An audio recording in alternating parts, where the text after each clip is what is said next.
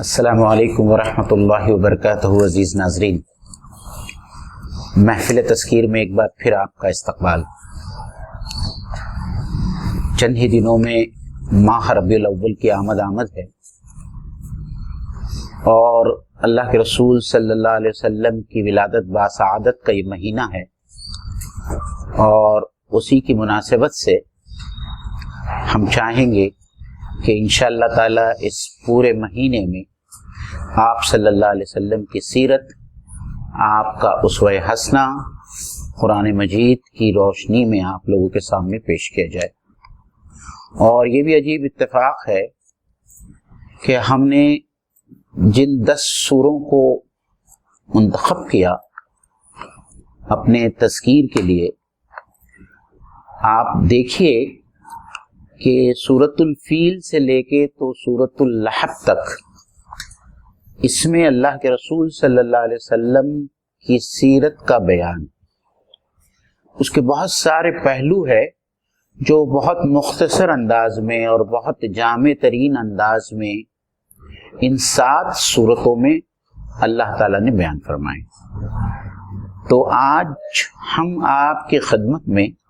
انشاءاللہ تعالیٰ سورۃ الکوثر پر تبصرہ کریں گے. اور آج اسٹوڈیو میں موجود ہیں میرے ساتھ میں میرے رفیق، میرے دوست ایڈوکیٹ فیصل قاضی صاحب. ان کا استقبال. السلام علیکم ورحمۃ اللہ وبرکاتہ. سورۃ الکوثر کی طرف بڑھنے سے پہلے چند باتیں بتانا مفید ہوگی کہ اگر آپ صرف ایک نظر ڈالیں سورہ فیل سے لے کے تو سورہ لحب تک، تو ایسا لگتا ہے کہ اللہ تعالیٰ نے ان 7 سورتوں میں اللہ کے رسول صلی اللہ علیہ وسلم کی پوری زندگی کا جو ہے ایک سائیکل بیان کیا ہے. سورۃ الفیل آپ کے پیدائش کا سال ہے، اور آپ صلی اللہ علیہ وسلم کی پیدائش ابرہہ کے واقعے کے 50 دن بعد ہوتی ہے. تو دراصل میں وہ آپ کے پیدائش کا ذکر ہے اس سورے میں. پھر اس کے بعد میں سورۃ القریش ہے، آپ کا تعلق قریش سے تھا، تو یہاں سرداران قریش اور ان کا کعبۃ اللہ کے ساتھ میں جو رشتہ تھا اس کا ذکر ہے. اس کے فوری بعد جو ہے سورہ معون ہے، جو اس وقت کے مکہ اور سرداران قریش کا حال بیان کرتے ہیں. اور پھر اس کے بعد میں سورۃ الکوثر آتی ہے.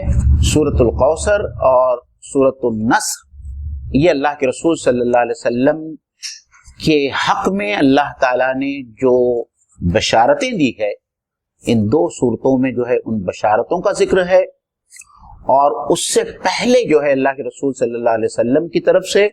کفار مکہ کے اوپر حجت تمام کر دی گئی ہے سورہ کافرون میں. اور یہ حجت ختم ہوتی ہے سورۃ اللحب میں، جس میں آپ صلی اللہ علیہ وسلم اور اسلام کا جو سب سے بڑا دشمن تھا اس وقت، ابو لہب کے خاتمے کی پیشن گوئی کی گئی. تو اس طریقے سے پیدائش سے لے کے آپ کے دشمنوں کے خاتمے تک ایک سیکوینس ہے ان 7 سوروں میں، اور جو اللہ تعالیٰ نے بہت جامعیت کے ساتھ میں اس قرآن مجید کی عنایتوں ان صورتوں میں رکھا ہے. تو انشاءاللہ تعالیٰ میں فیصل بھائی سے گزارش کروں گا کہ وہ پہلے سورۃ الکوثر کے بارے میں کچھ اس کا تاریخ پس منظر، شان نزول پیش کریں. پھر انشاءاللہ تعالیٰ ہم آیتوں کی تلاوت کریں گے اور اس کا مفہوم آپ لوگوں کے سامنے رکھنے کی کوشش کریں گے. عزیز ناظرین، السلام علیکم ورحمۃ اللہ وبرکاتہ. رب اشرح لی صدری ویسر لی امری واحلل عقدۃ من لسانی یفقهوا قولی. اللهم ارنا الحق حقا وارزقنا اتباعه وارنا الباطل باطلا وارزقنا اجتنابه. آمین یا رب العالمین. سورہ کوثر جن حالات میں نازل ہوئی ان کا بیان اس لیے بھی ضروری ہے تاکہ سورہ کے مضامین کو ہم اور بھی واضح انداز میں سمجھ سکیں. ایک ایسا وقت جبکہ نبی محترم صلی اللہ علیہ وسلم پر ایمان لانے والوں کی تعداد انگلیوں پر گنی جائے اس قدر ہی تھی۔ قریش مکہ بالخصوص سرداران قریش مالی اعتبار سے، سیادت اور قیادت کے اعتبار سے اللہ کے نبی صلی اللہ علیہ وسلم سے کئی درجات آگے تھے۔ فراوانی دولت اور اولاد کی کثرت، اس وقت یہ دو معیارات تھے جو کسی کی کامیابی کا ضامن سمجھے جاتے تھے، اور نبی کریم صلی اللہ علیہ وسلم دونوں اعتبار سے قریش کے مقابلے میں فراوانی مال میں بھی تھوڑے تھے، کمتر تھے، اور اولاد کی کثرت کا جو عالم تھا وہ اس کا بیان انشاءاللہ العزیز آئے گا۔ نبی محترم صلی اللہ علیہ وسلم کے صاحبزادوں میں حضرت قاسم رضی اللہ تعالیٰ عنہ سب سے بڑے، ان کے بعد میں حضرت زینب رضی اللہ تعالیٰ عنہ، پھر حضرت عبداللہ رضی اللہ تعالیٰ عنہ، اور پھر 3 صاحبزادیاں لگاتار، ام کلثوم، رقیہ اور حضرت فاطمہ رضی اللہ تعالیٰ عنہ، پھر آخر میں ماریہ قبطیہ سے حضرت ابراہیم رضی اللہ تعالیٰ۔ یہ خانواد نبوت ہے، اور اس کے اندر میں جو 3 اولاد نرینہ ہوئی، یہ یکے بعد دیگر انتقال کر گئی، اور دشمنان اسلام کو اللہ کے نبی صلی اللہ علیہ وسلم کے اس غم کے اوپر بہت خوشی ہوتی تھی۔ جس رات حضرت عبداللہ رضی اللہ تعالیٰ عنہ کا انتقال ہوا، اس دن ابو لہب جو آپ کا چچا بھی اور آپ کا پڑوسی بھی ہوا کرتا تھا، خوشی سے جھوم اٹھا اور سرداران قریش کو آ کر کے نعوذ باللہ من ذالک یہ خوشخبری سنائی کہ آج محمد کی جڑ کٹ گئی، وہ بے اولاد ہو گیا۔ اللہ تعالیٰ نے اس طرز عمل کی خبر لی ہے سورہ کوثر کی آخری آیت کے اندر میں، لیکن اس نے جو لفظ استعمال کیا بطیرہ محمد اللہ، کہ آج کی رات محمد کا جو ہے نسل جو ہے ختم ہو گئی، تو یہ الفاظ ہیں جو قلب نبوت صلی اللہ علیہ وسلم کے اندر میں ایک نشتر کی طرح چبھے ہوں گے، لیکن اللہ تعالیٰ کے دین کی خاطر نبی محترم صلی اللہ علیہ وسلم نے جہاں بہت کچھ برداشت کیا، وہاں ان کلمات بد کو بھی برداشت کر گئے۔ فیصل بھائی، میں آپ سے یہ کہنا چاہتا تھا اور ہمارے ناظرین سے بھی کہ آدمی کا جب کردار اتنا گھناؤنا ہو جاتا ہے کہ آپ کسی دشمن کے بھی چھوٹے بچے کے انتقال کے وقت آپ اس سے ہمدردی کر سکتے، تاکہ یہ چاہیے جائے گا کہ آپ جا کر خوشیاں منائیں اور یہ بات کہیں کہ یہ شخص اب مقتول نسل ہو گیا، اس کی نسل آگے نہیں بڑھے گی، اور اس میں اللہ کے رسول صلی اللہ علیہ وسلم کے سیرت کا یہ پہلو بھی بہت غور کرنے کا ہے کہ انہی لوگوں میں آپ کو دعوت کا کام کنٹینیوسلی کرنا۔ مومن بھائی، اس میں اضافہ یہ بھی کہ یہ لوگ کون تھے، اس میں اکثر جو ہے نبی کریم صلی اللہ علیہ وسلم کے رشتہ دار۔ ابو لہب تو پڑوسی تھا، مطلب دیوار کامن تھی، مشترک تھی، اور اس کے باوجود بھی ان لوگوں کا یہ طرز عمل، یعنی آدمی اگر کسی کی دشمنی پر، ذاتی دشمنی پر اتر آئے تو کہاں تک گر سکتا ہے، جبکہ ذاتی دشمنی کی کوئی وجہ ہی نہیں تھی یہاں۔ جی صحیح۔ اللہ کے نبی صلی اللہ علیہ وسلم سے جو دشمنی تھی وہ اسی بنا پر تھی کہ قریش کے خود ساختہ بتوں کا انکار کر کے آپ نے انہیں ایک اللہ وحدہ لا شریک کی عبادت کی طرف بلایا تھا۔ جی آپ آگے چلیے۔ تو یہ سورہ کوثر ہے، یہ پس منظر ہے سورہ کوثر کا، لیکن جہاں پر یہ صورتحال تھی وہیں اللہ تعالیٰ نے اپنے نبی صلی اللہ علیہ وسلم کو قرآن کریم کے آخری سپارے کی مختلف صورتوں کے اندر میں جس طرح سے ڈھارس اور ہمت بندھائی ہے، جس طرح سے خوشخبریاں دی ہے، جس طرح سے آئندہ آنے والے حالات کی پیش گوئیاں کی ہے، وہ ہمارے ذہن میں رہنی چاہیے۔ سورہ والضحیٰ کے اندر میں اللہ تعالیٰ نے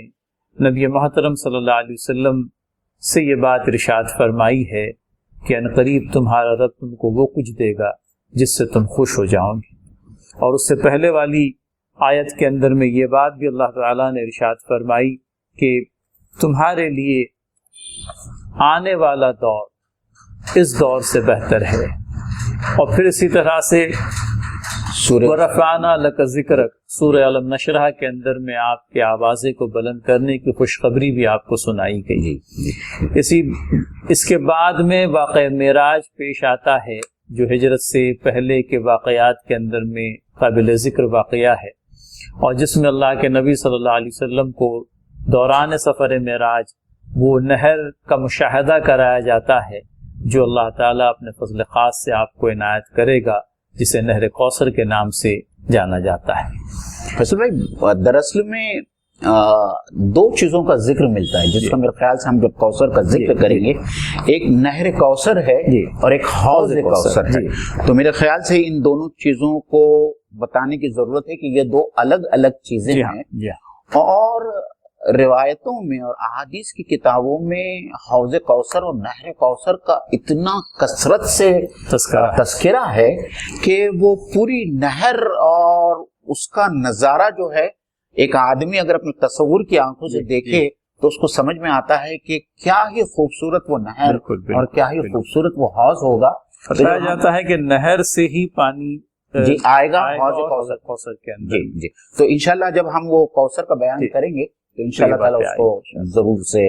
زیادہ اچھی طریقے سے سمجھنے کی کوشش کریں. صرف کانٹراسٹ کے طور پر یہ بیان کرنا مقصود ہے کہ کہاں وہ صورتحال تھی جہاں اللہ کے نبی صلی اللہ علیہ وسلم کی ذات مبارکہ کو تکلیف دینے کے لیے ہر اوچھا حربہ استعمال کیا گیا، اور نبی محترم صلی اللہ علیہ وسلم کی ہمت بندھانے کے لیے اللہ تعالیٰ نے ان تمام تر خوشخبریاں اللہ کے نبی صلی اللہ علیہ وسلم کو سنائی اور آپ کی ہمت بندھائی، اور اس کام کے اندر میں اللہ تعالیٰ نے آپ کی معاونت فرمائی. تو یہ ہے وہ پس منظر جس میں سورہ کوثر نازل ہوتی ہے. اور سورہ کوثر پر آتے ہوئے سب سے پہلی ہی آیت اِنَّا أَعْطَيْنَاكَ الْكَوْثَرَ اعوذ باللہ من الشیطان الرجیم بسم اللہ الرحمن الرحیم اِنَّا أَعْطَيْنَاكَ الْكَوْثَرَ،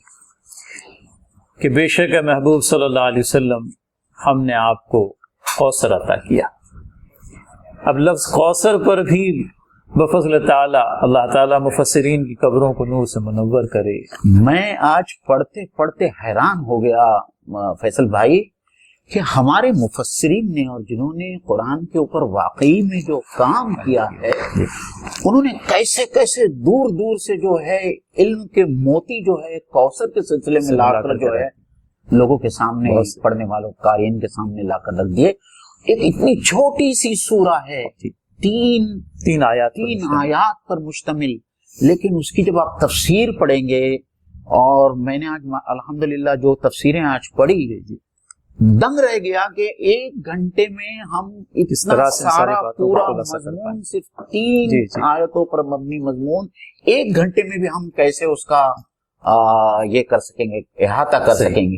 اور اس پہ سے مجھے ایک بات بھی یاد آئی جو میں آپ کے ساتھ میں بھی شیئر کرنا چاہوں گا کہ اللہ تعالیٰ نے جب دشمنان اسلام کو یہ چیلنج پیش کیا کہ آپ قرآن کی ایک سورہ جیسی کوئی سورہ بنا کر لائے،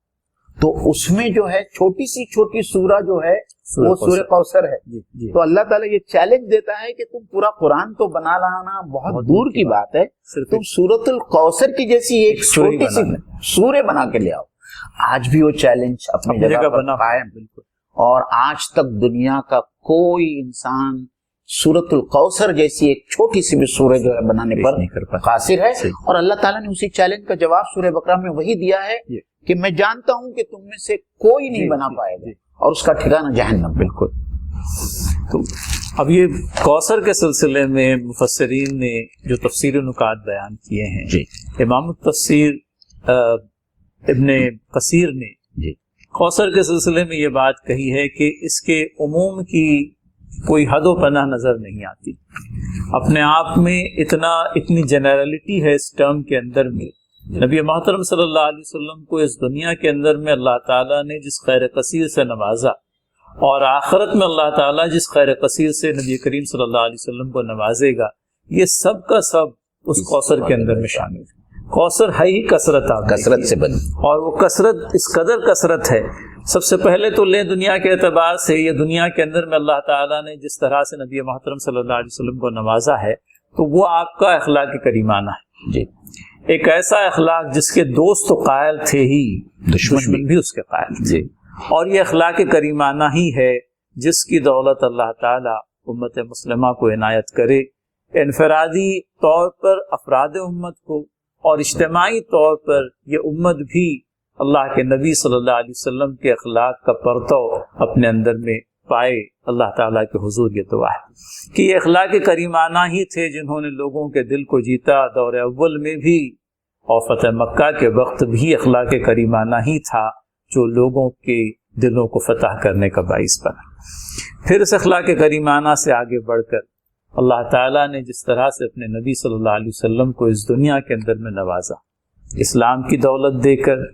ایمان کی ثروت دے کر، اللہ تعالیٰ کی طرف سے وحی کی عنایتیں جو نبی محترم صلی اللہ علیہ وسلم کو نصیب ہوئی، اور پھر اس سے آگے بڑھ کر کے نبی محترم صلی اللہ علیہ وسلم کو آپ کے ذریعے سے جو دین اسلام عرب اور اس کے قرب و جوار کے اندر میں پھیلا ہے، اور وہ بھی ایک قلیل سے مدت کے اندر میں 23 برس کی سال کی ہوتی ہے عمر کیا، 10 مربع لاکھ میل اللہ تعالیٰ کے دین کو نافذ کرنا،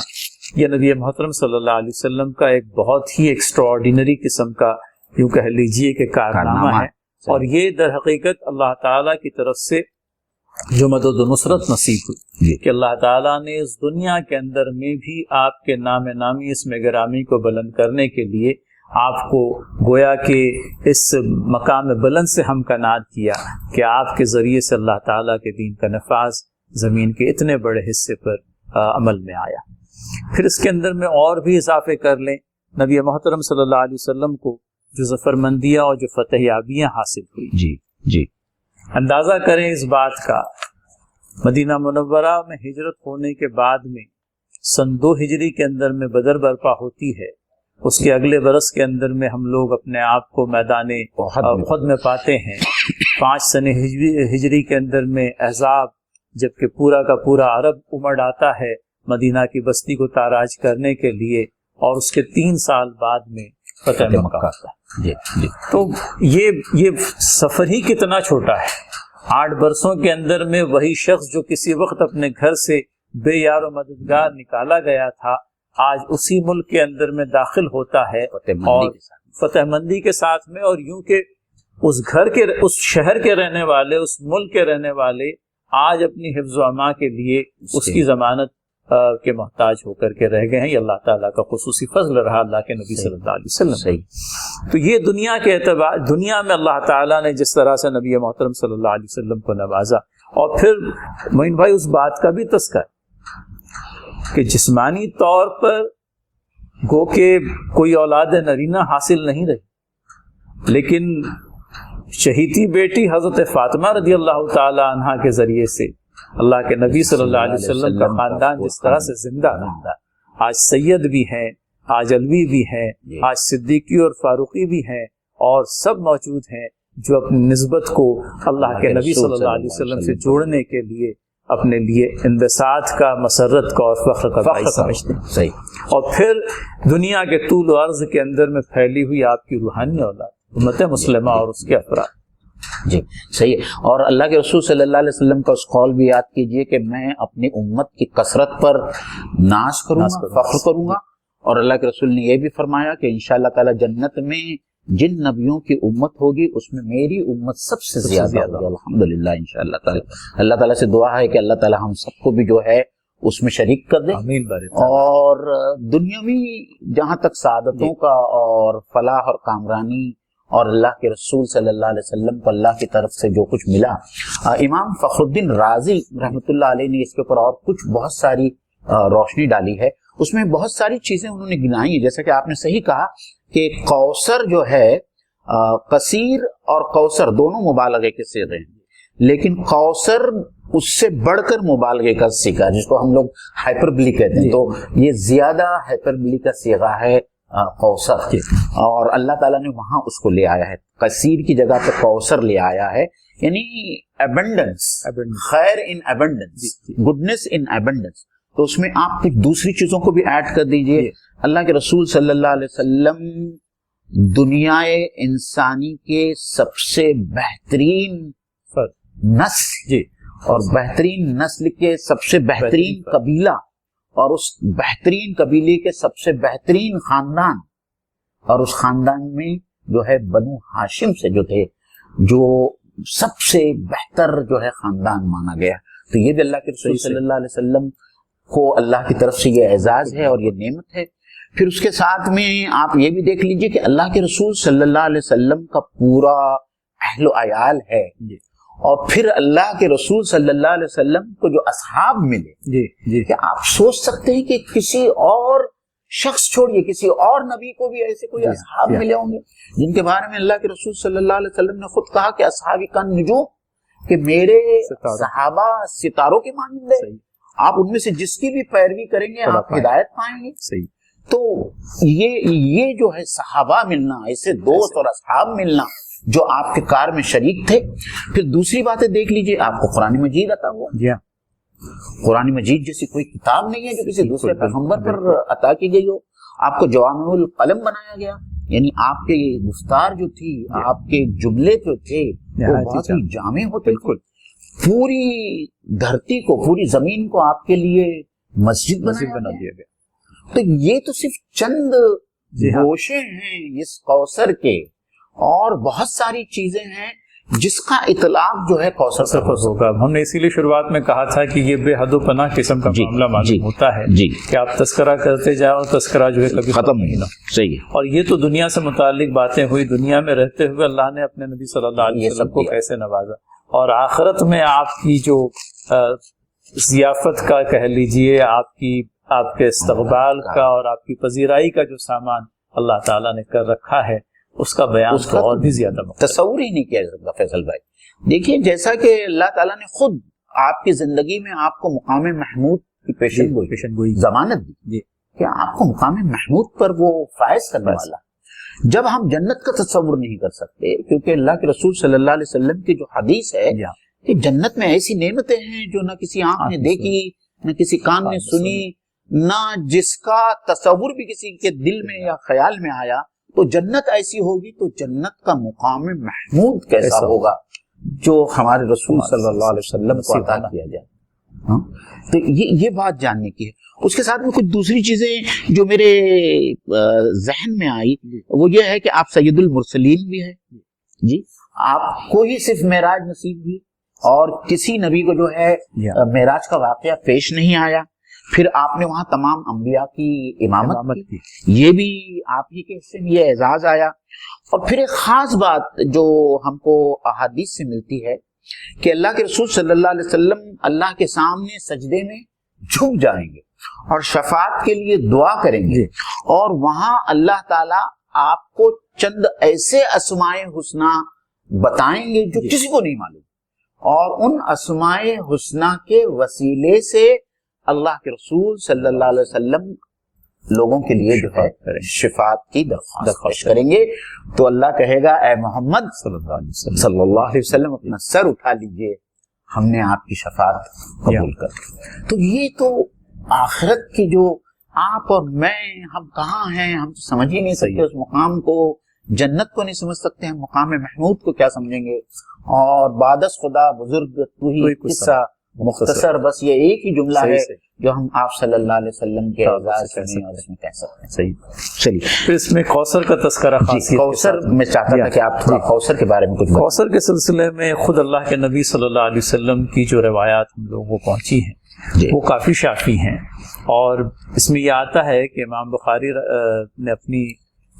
کتاب حدیث میں، صحیح بخاری کے اندر میں باب الرقاق کے اندر میں، کتاب الرقاق کے اندر میں جو آخری باب مرتب کیا ہے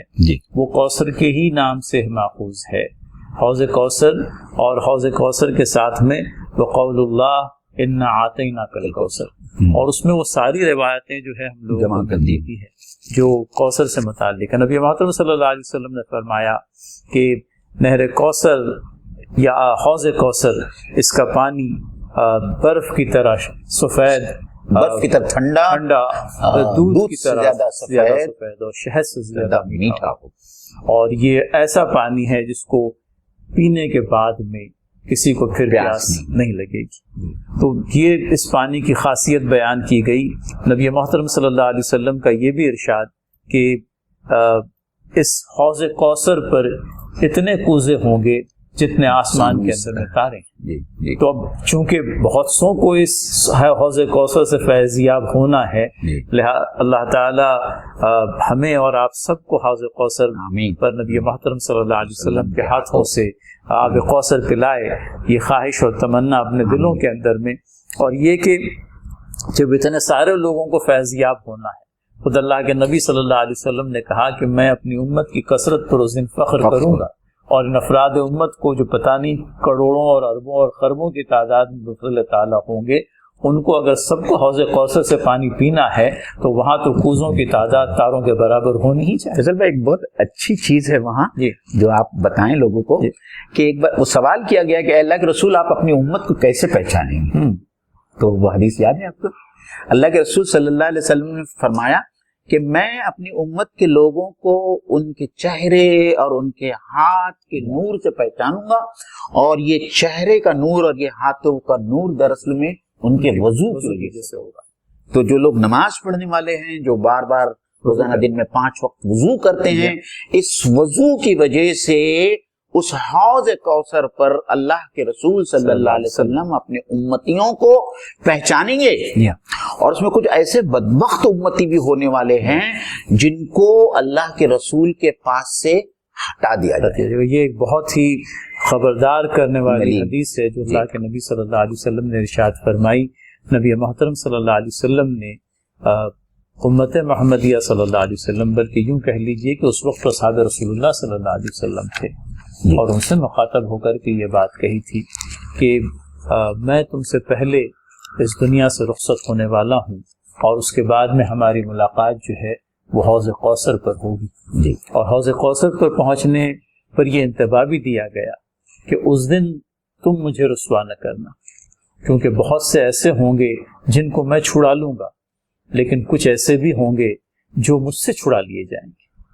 اور اللہ کے نبی صلی اللہ علیہ وسلم اللہ تعالیٰ کے حضور درخواست کریں گے کہ یہ تو میرے اصحاب ہیں، یہ تو میرے افراد امت ہیں، یہ کیوں مجھ سے چھڑائے جا رہے ہیں؟ تب اللہ تعالیٰ ارشاد فرمائے گا کہ آپ کے پیچھے ان لوگوں نے جو کار غلط کیا ہے، آپ کے پیچھے جس طرح سے آپ کی سنتوں کو انہوں نے مسخ کیا ہے، آپ کے پیچھے جس طرح سے آپ کے طریقے سے ان لوگوں نے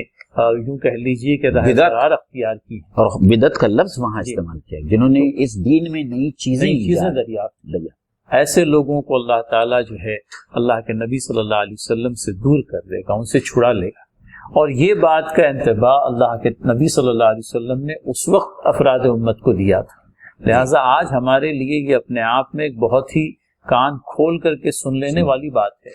کہ ہم اس بات کو غور سے سنیں کہ اس بات کو برداشت نہیں کیا جائے گا، رب تعالیٰ اس بات کو برداشت نہیں کرے گا کہ جس طریقے پر اللہ کے نبی صلی اللہ علیہ وسلم نے ہم لوگوں کو چھوڑا تھا اس طریقے سے ہم منحرف ہو جائیں۔ جی بالکل صحیح۔ اور فیصل بھائی، حوض کوثر اور نہر کوثر کے بارے میں جو میں نے بات شروع میں رکھی تھی، مفسرین یہ کہتے ہیں کہ حوض کوثر وہ ہے جو میدان حشر میں ہوگا، اور نہر کوثر وہ ہے جو جنت میں ہوگی، اور اس کا جو تھوڑا سا اور زیادہ جو منظر بیان کیا گیا ہے مختلف احادیث میں، تھوڑی سی بات آپ نے پیش کی، اس کے بارے میں یہ بھی ہے کہ اس کی جو نہر کی جو زمین ہوگی، اس زمین سے مشک سے زیادہ اچھی خوشبو آئے گی، اور اس کے کنارے جو ہے وہ سونے کے بنے ہوئے ہوں گے، اور اس کے اوپر مختلف موتی اور زمرد جو ہے اس کے اوپر ٹکے ہوئے ہوں گے۔ تو یہ بھی کہا جاتا ہے کہ حوض کوثر کا پانی جو ہے وہ موتیوں اور ہیروں کے اوپر جو ہے بہتا ہوا دکھائی دے گا۔ تو یہ ایک عجیب ایک الگ ہی کیفیت ہے، چونکہ جنت سے متعلق ہے، لہٰذا وہی بات نہ کسی آنکھ نے دیکھا اور نہ کسی کان نے سنا۔ ہم تو روایتوں کے اندر میں یہ چیزوں کو پڑھتے ہیں اور ایک تصور اپنی آنکھوں کے سامنے لانے کی کوشش کرتے ہیں، لیکن عملی طور پر وہ حوض کیسا ہوگا اللہ ہی بہتر جانتا ہے۔ اور پھر اس کے طول و عرض کے سلسلے میں بھی معین بھائی جو بات آتی ہے، کہنے کے لیے حوض ہے، کہنے کے لیے نہر ہے، لیکن ایک بحر سے کم نہیں معلوم ہوتا. جی صحیح ہے. روایتوں میں آتا ہے کہ ایک مطلب اس کا جو طول ہے، اس کی جو لمبائی ہے وہ اس قدر ہوگی کہ ایلا نام کا ایک علاقہ ہوا کرتا تھا جہاں پر ابھی اسرائیل کی ایلات بندرگاہ پائی جاتی ہے. وہ ایلات بندرگاہ سے لے کر یمن کی جو راجدھانی ہے سنا، اس درمیان کا جو علاقہ ہے یہ اتنی لمبائی ہوگی اس حوض کوثر سے. اور اس کا جو چوڑائی ہے اس کے بارے میں بھی یہ آتا ہے کہ ایلات سے لے کر کے حجفہ تک جو رابغ اور جدہ کے درمیان میں سعودی عرب کا ایک شہر ہے، یہ اس کی چوڑائی ہو. جی تو اس لمبائی اور چوڑائی کے حوض کو آپ کہنے کے لیے حوض کہیے، نہر کہہ لیجئے، لیکن اس لمبائی اور چوڑائی کا تو کوئی بحر ہی ہو سکتا ہے. صحیح. ویسے بھی نہر اور بحر کے اندر میں نون اور بے کا فرق ہے. جی یہ الگ بات ہے کہ نہر کے اندر میں جو ہے وہ ہاتھی والا ہے اور بحر میں جو ہے وہ حویلی والا، لیکن بہرحال یہ چیز ہم کو وہاں پہ ضرور ملتی ہے. تو یہ اور ظاہر سی بات ہے معین بھائی، افراد امت آج ہی تعداد گن لیجیے، جی جی آئندہ کتنے برسوں تک یہ دنیا قائم رہنے والی ہے اللہ بہتر جانتا ہے. اور جس اعتبار سے اللہ تعالیٰ کا دین چھوٹے بڑے مکانات کے اندر میں پہنچنے والا ہے، سیاہ اور سفید کے درمیان میں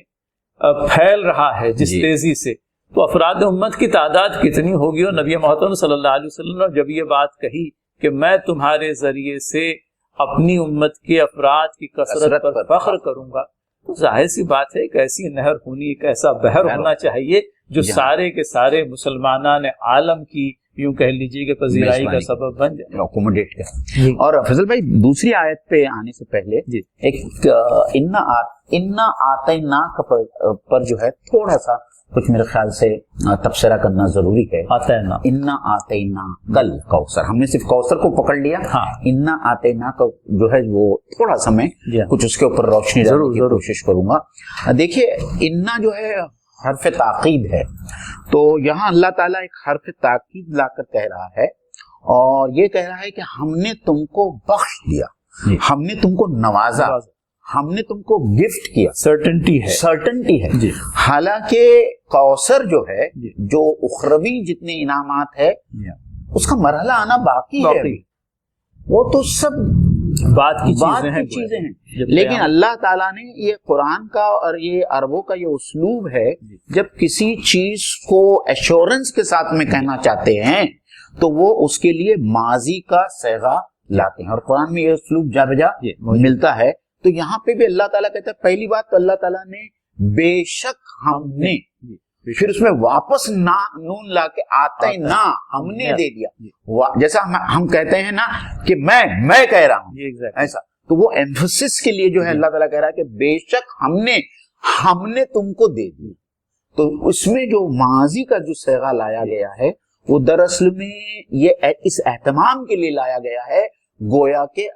یہ بات ہونے والی ہے مستقبل میں، لیکن یہ ایسے ہی ہے جیسے کہ یہ کام ہو چکا ہے. اور وہ تو واقع معراج کے اندر میں جب یہ بات کہہ دی گئی تو وہ چیز تو یوں کہہ لیجئے کہ مشاہدے میں آئی، وہ چیز دیکھی گئی، اور وہ چیز دیکھنے کے بعد میں واقع معراج ہے، آپ دیکھیے وہاں پر تو دنیا بھر کی صداقتوں کا مشاہدہ نبی صلی اللہ علیہ وسلم کو کرایا گیا. بلکہ اتنا ہی نہیں، روز محشر جو واقعات پیش آنے والے تھے وہ بھی آپ کی آنکھوں کے سامنے لائے گئے ہیں. تو اور دینے والی ذات کس کی ہے؟ اللہ تعالیٰ کی ذات ہے. اور وعدہ کس سے کیا جا رہا ہے؟ محبوب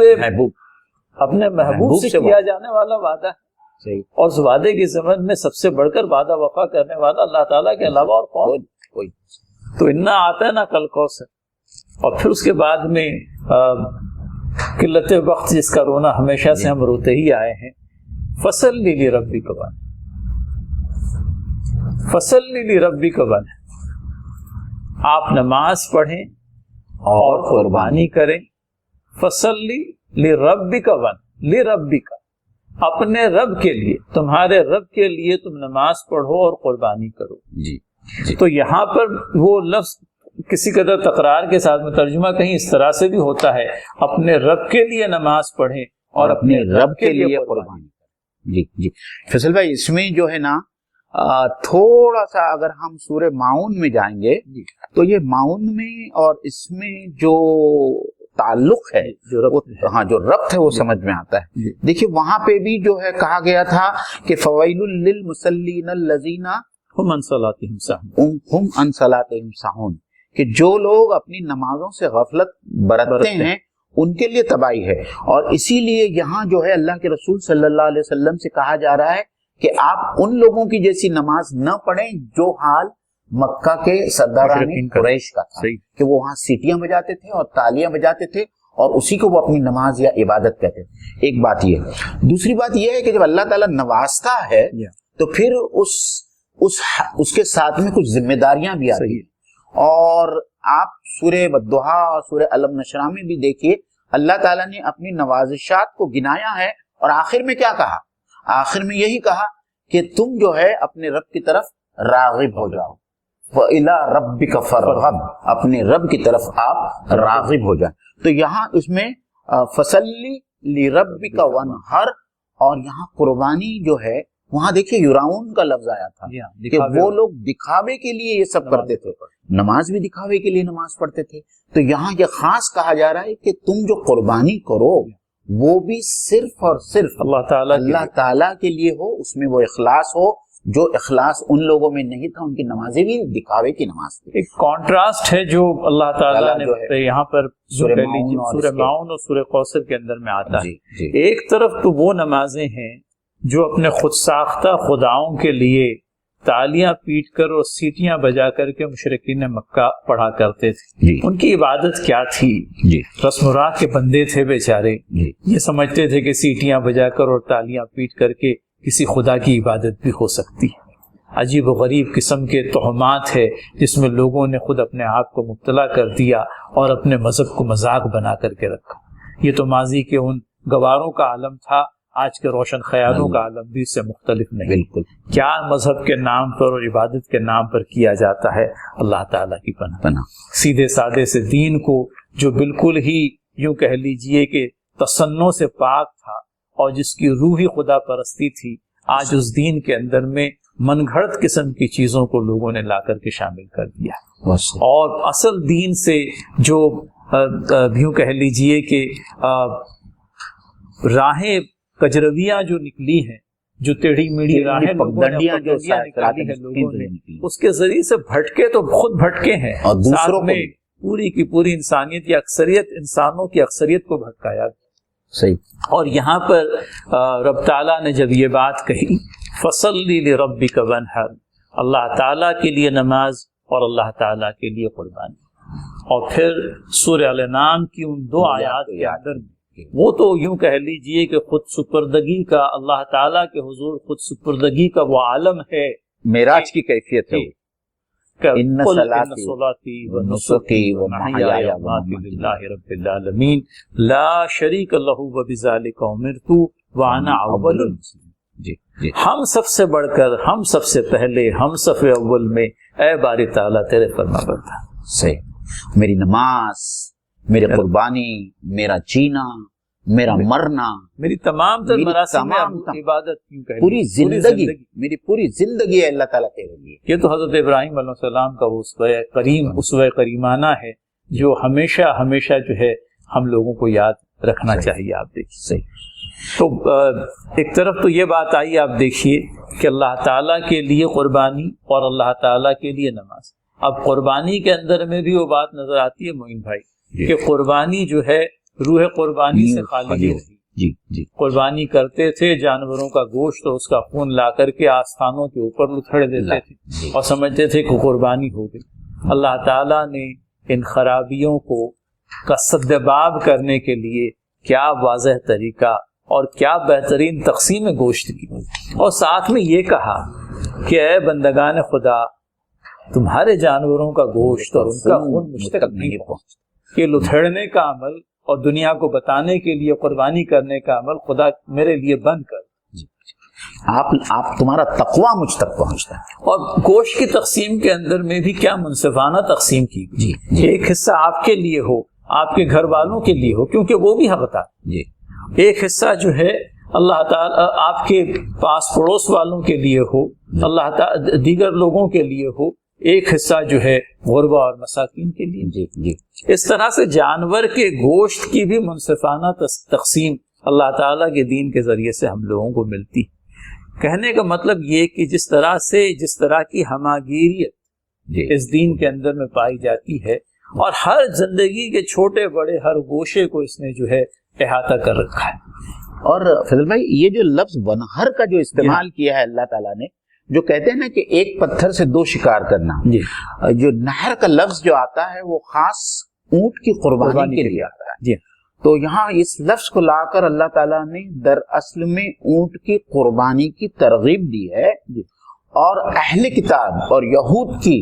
اس من گھڑت بات کی تردید کی ہے، کیونکہ ان کے نزدیک اونٹ کی قربانی کرنا ناجائز تھا یا حرام تھا۔ تو یہاں اس بات کو خاص طور پر اللہ تعالیٰ نے یہ لفظ نہر کا لایا ہے، اور اس سے یہ بتایا ہے کہ اہل کتاب نے یہ چیز جو اپنی طرف سے ایڈ کر لی تھی یہ غلط، اور اس کی جو ہے یہاں تردید کی گئی ہے، خاص اس نہر کا لفظ لایا۔ اور دوسری بات یہ ہے کہ قربانی میں جو ہے ظاہری بات ہے کہ انفاق ہوتا ہے، مال لگتا ہے، اور یہ مال اللہ کے لیے لگایا جا رہا ہے۔ تو یہ پھر واپس جو وہاں سورہ ماعون میں تھا کہ یہ لوگ تو برتنے کی چیز بھی نہیں دیتے، اور وہاں ان کی بخل، ان کا شوق، ان کی نگرڈلینس کے بارے میں اللہ تعالیٰ جو ان پر عذاب نازل کر رہا تھا، یہاں اللہ کے رسول صلی اللہ علیہ وسلم سے یہ کہہ رہا ہے کہ آپ اللہ کے راستے میں انفاق کریں۔ اور قربانی سے مراد یہاں پر صرف وہ مخصوص مواقع پر جو قربانی کی جاتی ہے، عید قرباں کے وقت جو قربانی کی جاتی ہے وہی مراد نہیں ہے، بلکہ اللہ تعالی صدقے کے طور پر جو قربانی کی جاتی ہے، اللہ تعالیٰ کو راضی کرنے کے لیے اس کے رضا کی غرض سے جو قربانی کی جاتی ہے، یہ قربانی بھی در حقیقت اس کے اندر میں شامل ہے۔ تو صرف وہی مخصوص مواقع پر کی جانے والی قربانی نہیں، بلکہ قربانی عام طور پر۔ پھر اس کے بعد میں آخری حصے پر آتے ہوئے جس میں اللہ تعالیٰ نے یہ بات ارشاد فرمائی ہے، ان شانیک هو الابتر، ان اعطیناک الکوثر فصلی لربک وانحر، ان شانیک هو الابتر۔ تو ان شانیک هو الابتر، یہ جو ہے آیت کا اختتام بھی کل ملا کر کے 3 ہی آیات ہیں، اور لیکن ان 3 آیات کے اندر میں بھی جتنی ساری باتیں آئی ہے اس کا احاطہ کسی نہ کسی درجے میں ہم نے اس مختصر سے وقت میں کرنے کی کوشش کی ہے، لیکن کتاب اللہ ہے، اس کے بارے میں اس کی چھوٹی آیت کی تشریح کے اندر میں بھی جس قدر لکھا جائے تھوڑا ہی معلوم پڑے گا آپ سے۔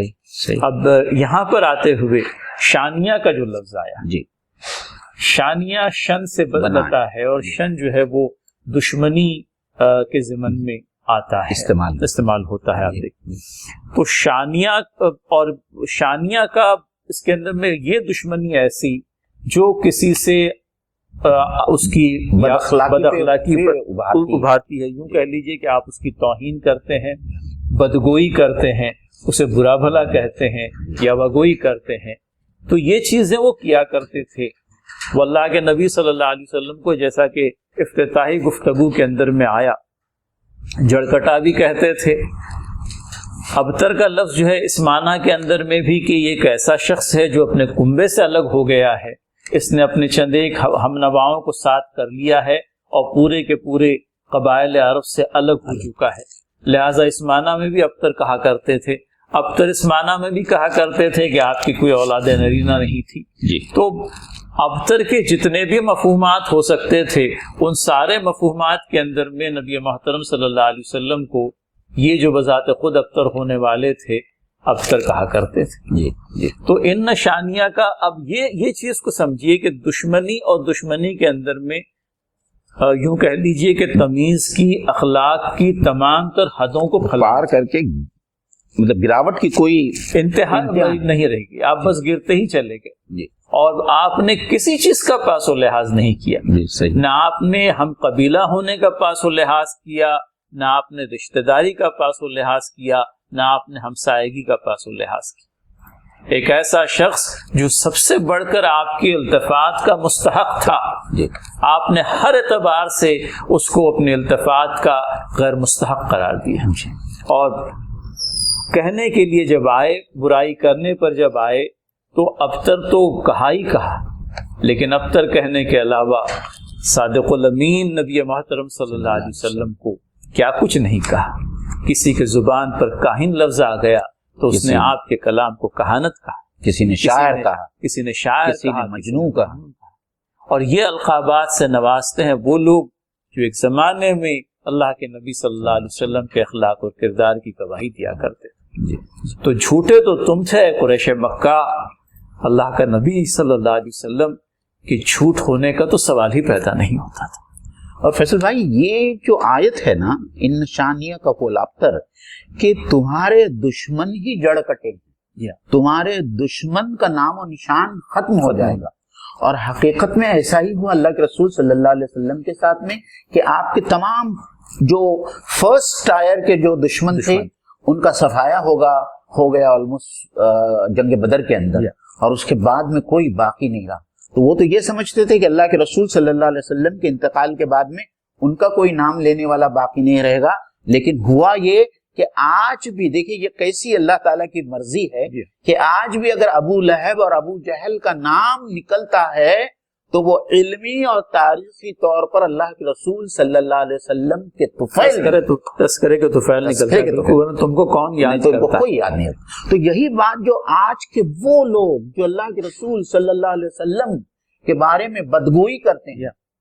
دشنام ترازی کرتے ہیں، گالیاں دیتے ہیں، غلط سلط بکتے ہیں، ان کے لیے یہ آیت جو ہے وہ اپنے آپ میں ایک تنبیہ ہے اللہ کی طرف سے، آئی اوپنر ہے، ایک آئی اوپنر ہے کہ اگر تم میرے نبی کی توہین کرو گے، تم میرے نبی کی گستاخی کرو گے اس کے شان میں، یا اگر تم برا بھلا بولو گے تو میرے نبی کا تو کچھ بگڑنے والا نہیں ہے، لیکن تم ختم ہو جاؤ، اپنی دنیا بھی خراب کرو گے اور اپنی آخرت بھی خراب کرو۔ لیکن معین بھائی اس میں ایک اضافہ یہ بھی ضروری ہے، ایک کوتاہی جو ہماری طرف سے ہوتی ہے وہ یہ کہ مقام رسالت مآب صلی اللہ علیہ وسلم کو واضح کرنے کی ذمہ داری ہماری بنی کہ ہم اللہ کے نبی صلی اللہ علیہ وسلم کا جو مقام ہے اس مقام سے بنی نوع انسان کو آگاہ کریں کہ آخر اللہ کے نبی صلی اللہ علیہ وسلم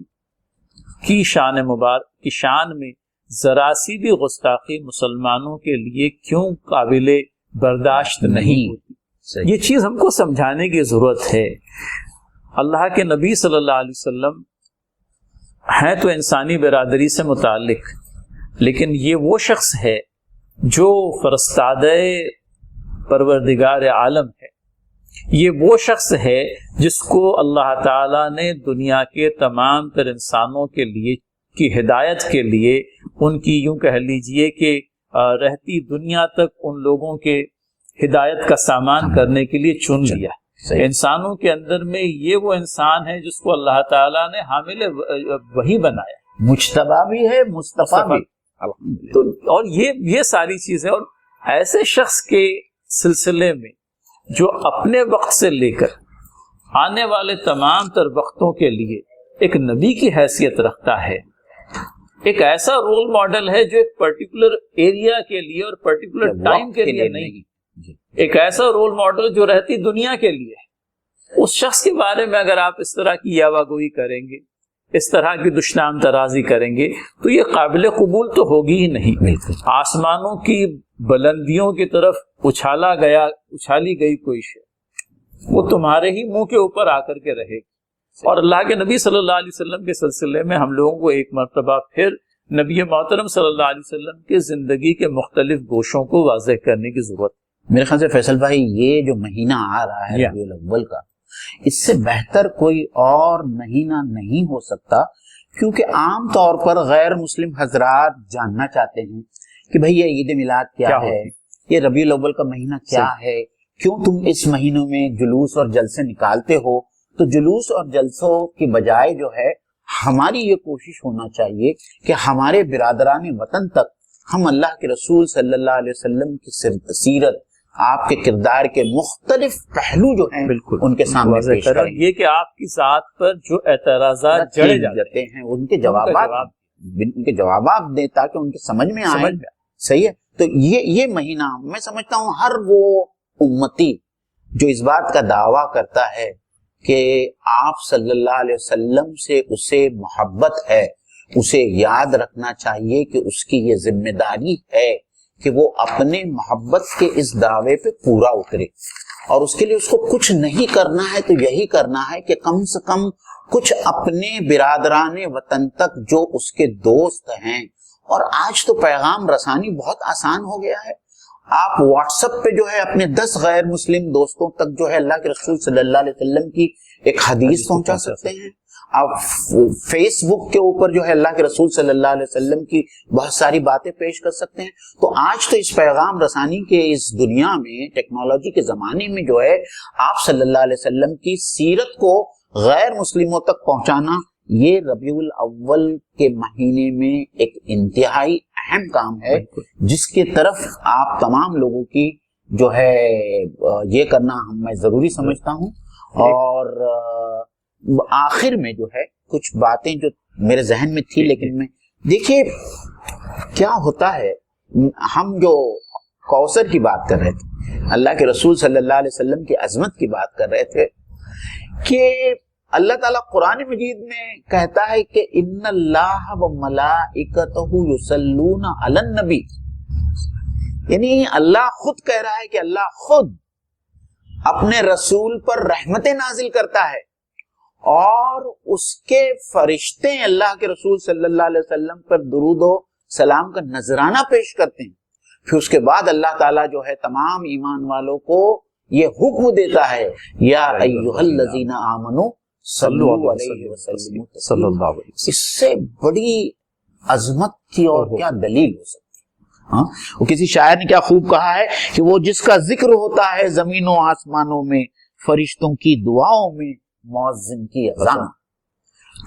تذکرہ رسالت مآب صلی اللہ علیہ وسلم تو اپنے آپ میں ایک ایسی دلگداز قسم کی شے ہے کہ آپ کرتے جائیے کرتے جائیے اور وہ تذکرہ کبھی ختم نہیں، اور وہ ختم نہیں ہوگا روز قیامت تک۔ اللہ کے نبی صلی اللہ علیہ وسلم کی مدح سرائی کرنے والے مدح سرائی کرتے رہیں، اور حق مدح سرائی ادا نہیں ہوگا، آپ دیکھیں صحیح کیونکہ رسالت مآب صلی اللہ علیہ وسلم کی خدمت اقدس میں درود و سلام کا نذرانہ، آپ کی مدح سرائی یہ تو ہوتی ہی رہے گی، لیکن اس ربیع الاول کے مہینے میں ایک چھوٹی سی کوشش جو جماعت اسلامی کلیان کی طرف سے ہونے جا رہی ہے، اس کا تذکرہ یہاں پر مقصود ہے، وہ یہ کہ کم از کم 10 ایسی سنتوں کا تذکرہ 5 سے 7 منٹوں کے اندر میں ہر روز ہم پیش کرنے کی کوشش کریں گے، جو ہماری زندگیوں کے اندر میں ہم لانا چاہیں گے۔ اور ساتھ ہی ساتھ آج کے اس دور کے اندر میں ان سنتوں کا کیا ریلیونس ہے وہ بھی انشاءاللہ العزیز بیان کرنے کی کوشش ہوگی۔ تو کم از کم اتنا تو ہوگا، اور اس سے آگے بڑھ کر کے ایک چیز جو مختلف مواقع سے میں کہتا رہا ہوں، وہ یہ کہ اللہ کے نبی صلی اللہ علیہ وسلم کی احادیث کے سلسلے میں ہم لوگوں کی طرف سے جو غفلت برتی گئی ہے، اس غفلت کا خاتمہ ہونا بھی بہت ضروری ہے۔ تو انشاءاللہ اس موقع سے یہ بات بھی آئے گی کہ کس طرح سے ہم لوگ احادیث سے اپنے آپ کو وابستہ کرنے، ان کو پڑھنا، ان کے عربی متن کو پڑھنا، ان کے اردو ترجموں کو سمجھنا اور انہیں اپنی زندگیوں کے اندر میں لانا۔ ناظرین اکرام، چند اعلانات ہے، جیسا کہ ربیع الاول کا مہینہ آ رہا ہے، تو انشاءاللہ تعالی ہم ایک اوپن پینل ڈسکشن رکھنے والے ہیں جو سیرت النبی کے عنوان پر ہوگا انشاءاللہ تعالی اسی مہینے میں۔ اور جو 3 دوسرے سوریں جو ہم جس کے اوپر تبصرہ کرنے والے ہیں، اس میں سورہ کافرون بھی ہوگی، سورہ نصر بھی ہوگی، اور سورہ لہب بھی ہوگی۔ تو انشاءاللہ ہر جمعرات کو 9:30 بجے محفل تذکیر میں آپ کا خیر مقدم ہے، یاد رکھیے، اپنے کیلنڈر پر مارک کر لیجئے۔ رات 9:30 بجے کا وقت ایک ایسا سلاٹ ہے جو آپ اپنے لیے کریٹ کر کے رکھیں، ہماری بھی ہمت افزائی کریں، اور ہمارا ایک کویشچن آنسر سیشن بھی ہوا کرتا ہے۔ تو دعا فرمائے اللہ تعالیٰ سے ہمارے حق میں بھی، امت مسلمہ کے حق میں بھی، اور نبی محترم صلی اللہ علیہ وسلم بلندی درجات اور مقام محمود اللہ تعالیٰ اپنے فضل خاص سے عنایت کرے۔ تو ناظرین، آج کی گفتگو کے لیے ہم یہیں پر اختتام کرتے ہیں، اور انشاءاللہ العزیز آئندہ جمعرات کو رات 9:30 بجے ایک اور تذکیری نشست کے اندر میں آپ سے ملاقات رہے گی. تب تک اجازت دیجیے. السلام علیکم ورحمۃ اللہ وبرکاتہ.